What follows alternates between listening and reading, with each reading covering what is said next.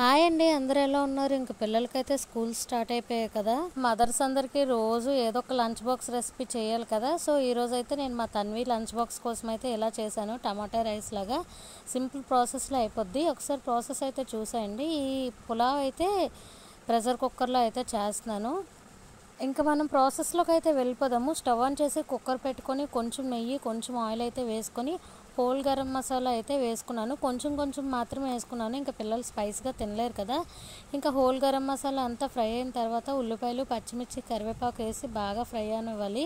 ఉల్లిపాయలు అన్నీ బాగా ఫ్రై అయిన తర్వాత అయితే టమాటాస్ అయితే నేను ఒక మీడియం సైజ్ టమాటాలు ఒక 3 అయితే తీసుకొని ముక్కలుగా కట్ చేసుకుని అయితే ఇంకా టమాటా అయితే వేసేసుకున్నాను. టమాటా వేసిన తర్వాత కొంచెం ఉప్పు అయితే వేసి అల్లం వెల్లుల్లి పేస్ట్ వేసి అయితే టమాటాని మూత పెట్టుకొని బాగా మగ్గించుకోవాలి. మగ్గే లోపు అయితే గ్లాస్ బియ్యం అయితే తీసుకొని ఒక 2 టైమ్స్ అయితే వాష్ చేసి పక్కన పెట్టుకోవాలి. టమాటా మగ్గిన తర్వాత ఒకసారి బాగా కలుపుకొని మనం కడిగి పెట్టుకున్న రైస్ని అయితే యాడ్ చేసుకొని బాగా కలిపి గ్లాస్ బియ్యానికి 2 గ్లాసుల చొప్పున వాటర్ అయితే వేసుకోవాలి కుక్కర్లో కాబట్టి.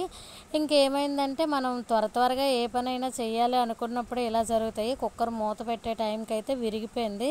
ఇంకేం చేస్తాం, ఆ 2 గ్లాసెస్ వాటర్ వేసాం కదా, గ్లాస్కి 2 గ్లాసెస్, అందులోనే ఇంకొక హాఫ్ గ్లాస్ వాటర్ అయితే యాడ్ చేసి ఇంకా మూత పెట్టేసి అయితే అలా మూత పెట్టి ఉంచితే మనకి ఇంకా పులావ్ అయితే రెడీ అయిపోద్ది. ఇంకా టమాటా పులావ్ అండ్ టమాటా రైస్ అనమాట. లాస్ట్లో కొత్తిమీర యాడ్ చేసుకొని స్టవ్ ఆఫ్ చేసేసుకోవడమే. ఇంకా మా తన్వికి లంచ్ బాక్స్ అయితే ఈరోజు టమాటా రైస్ అయితే పెట్టాను. స్కూల్ నుంచి వచ్చిన తర్వాత ఎలా ఉందంటే చాలా బాగుందని చెప్పింది. వీడియో వస్తే లైక్ చేసి సబ్స్క్రైబ్ చేసుకోండి.